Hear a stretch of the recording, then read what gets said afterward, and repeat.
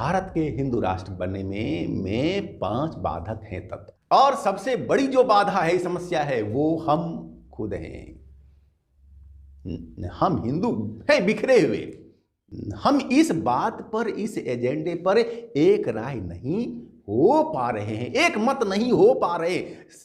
सबसे बड़ी जो बाधा है वो हम हिंदू जन ही हैं। हम सभी आपस में हैं बिखरे हुए, एक नहीं मत। जिस दिन हो जाएगा एक मत, जिस दिन 100 करोड़ हिंदू चाह लेंगे कि भारत हिंदू राष्ट्र हो, तो उसी दिन भारत हिंदू राष्ट्र घोषित हो जाएगा। केवल हमारे सामूहिक रूप से चाहने भर की आवश्यकता है, और इसके लिए जन जागरण होना चाहिए। लोग इस ओर सोचें कि क्यों जरूरी है भारत को हिंदू राष्ट्र घोषित करना। लोग जब जरूरी समझ लेंगे कि हमारे लिए आवश्यक है, हमारे अस्तित्व की रक्षा के लिए आवश्यक है, इसके बाद लोग इसके लिए होंगे संगठित, और जिस दिन हो जाएंगे संगठित, तो कोई भी कारण नहीं है कि कोई रोक ले। और दोस्तों, जहां तक जन जागरण की बात है, तो आज बहुत सारे लोग लगे हुए हैं इस कार्य में, लेकिन उनकी संख्या बहुत ही थोड़ी है। जैसे महामंडलेश्वर यति नरसिंहानंद जी, तुफैल जी, जैसे अंकुर आर्या जी, पुष्पेंद्र जी, और इस तरह से बहुत सारे विद्वान हैं लगे हुए, जागरूक जन हैं लगे हुए, लेकिन भी इनकी संख्या बहुत ही है थोड़ी। और ऐसा ही है कुछ कि जैसे कहा जाए कि जो है ऊंट के मुंह में जीरा, और ऐसे संगठन भी हैं लगे हुए कुछ, जैसे राष्ट्रीय स्वयंसेवक संघ, विश्व हिंदू परिषद वगैरह। लेकिन ये ऊंट के मुंह में जीरा से अधिक नहीं है। अभी और अधिक हमें जन जागरण की आवश्यकता है। हर बच्चा इसके लिए हो जाए तैयार, तो इसमें सैकड़ों लोगों के योगदान की आवश्यकता है। जब सैकड़ों हजारों विद्वान जन एक साथ पूरे देश में जन जागरण अभियान आरंभ करेंगे, तो फिर लोग संगठित होंगे और इसकी आवश्यकता को समझेंगे। और जिस दिन हिंदुओं ने आवश्यकता को समझ लिया, उस दिन भारत हिंदू राष्ट्र हो जाएगा। अब दूसरी बात है कि हमने छद्म सेकुलरवाद की अफीम खा ली है।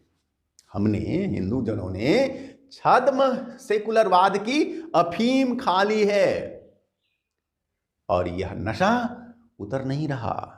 इसके लिए हमें जो है एंटीडोज की आवश्यकता है, और वो है राष्ट्रवाद का। जब एंटीडोज गोली हम खाएंगे, तो फिर यह नशा उतरेगा, और हम जब अपने सच्चे इतिहास से अवगत होंगे, तो यह नशा उतरेगा।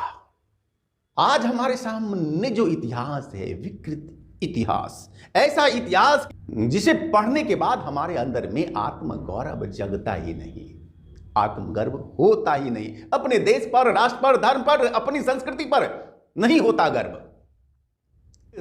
ये एक सुनियोजित षड्यंत्र था।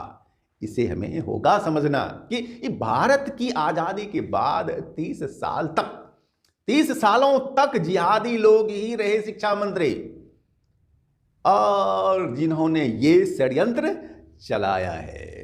तो दोस्तों, आज अब हमें षड्यंत्र को समझने की जरूरत है। अगर हम नहीं समझेंगे तो हम मिट जाएंगे। हमारी आने वाली पीढ़ी हिंदू नहीं रहेगी, और हिंदू नाम की जो जाति है, हिंदू नाम की जो संस्कृति है विश्व में, ये समाप्त हो जाएंगे। तो आप चाहते हैं समाप्त होना? चाहते हैं? नहीं ना?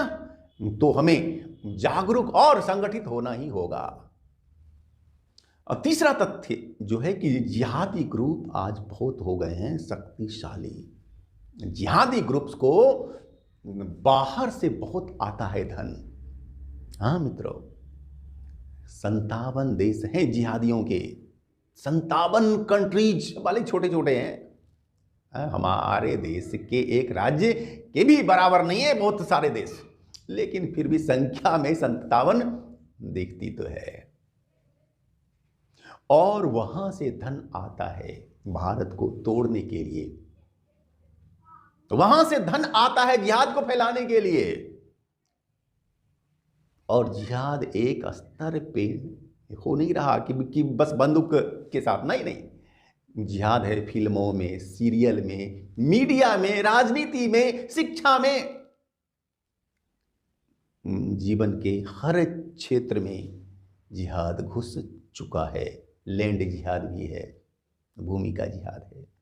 इसके बहुत सारे रूप स्वरूप हैं, हमें सारे रूप स्वरूपों को समझना होगा और हर स्तर पर जवाब देने के लिए हमें तैयार रहना होगा।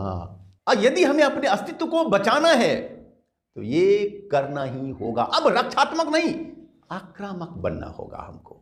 आक्रामक अगर हम नहीं बनेंगे तो अपना अस्तित्व हम खो देंगे। ये सुनिश्चित है कि 50 साल के बाद भारत इस्लामिक राष्ट्र हो जाएगा। चौथा तथ्य है, जो चौथी बड़ी बाधा है भारत के हिंदू राष्ट्र घोषित होने में, वो है कि ईसाई संस्थाओं का जाल जंजाल पूरे देश में फैल चुका है। वे लोग 300 सालों से अपना जाल जंजाल फैलाने में ही तो हैं लगे हुए। और वे लोग सेवा के नाम पर, शिक्षा के नाम पर, स्वास्थ्य के नाम पर धर्मांतरण के गंदे खेल को खेलते हैं। आपने नाम सुना होगा मदर टेरेसा का। मदर टेरेसा को सेवा की मूर्ति लोग मानते हैं हमारे देश में, लेकिन उन्होंने लाखों हिंदुओं को धर्मांतरित किया और वो एक के एजेंडा के तहत भारत आई थी। भारतीय नहीं थी वो, भारत भेजा गया था उनको, और उस एजेंडे के तहत उसने लाखों लाख हिंदुओं को धर्मांतरित किया, ईसाई बनाया। और उस मदर टेरेसा को भारत की सरकार ने भारत का सर्वोच्च सम्मान, देश का सर्वोच्च सम्मान भारत रत्न दे दिया। तो फिर धर्मांतरण को इससे और अधिक मिला बल मिलेगा ही ना। तो हम लोग बार बार इस तरह की बेवकूफियां करते चले जा रहे हैं और इसका ही परिणाम है कि भारत देश के अंदर के और देश के बाहर के बैरियों के हाथों में जकड़ता चला जा रहा है। और नंबर 5, पांचवी जो बात है, पांचवा जो बाधक है, वो है अंतर्राष्ट्रीय दबाव। हाँ मित्रों, अंतर्राष्ट्रीय दबाव भी है भारत की सत्ताधारी पार्टी पर, भारतीय सरकार पर।